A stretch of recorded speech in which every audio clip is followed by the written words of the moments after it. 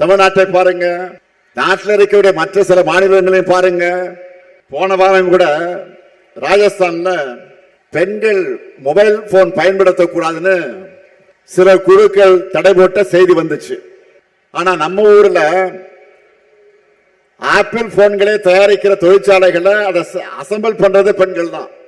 திராவிட இயக்கமும் நம்மோட தலைவர்களும் பண்ண புரட்சியோட விளைவுதான் பெண் விடுதலை, மகளிர் முன்னேற்றம்.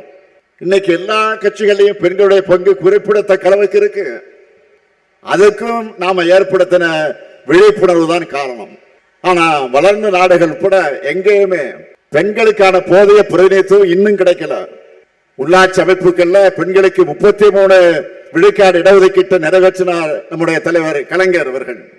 50 விழுக்காடு இடஒதுக்கீடு சட்டத்தை நடைமுறைப்படுத்தக்கூடிய வகையில நகர்ப்புற உள்ளாட்சி தேர்தலை நாம் ஆட்சிக்கு வந்து நடத்தணும். தமிழ்நாட்டில் இப்போ பெண் மேயர்கள் தான் அதிகம். உள்ளாட்சியில் உங்களுக்கு கிடைச்சிருக்கக்கூடிய அதிகாரம் நாடாளுமன்றத்திலும் சட்டமன்றத்திலும் கிடைக்கணும்.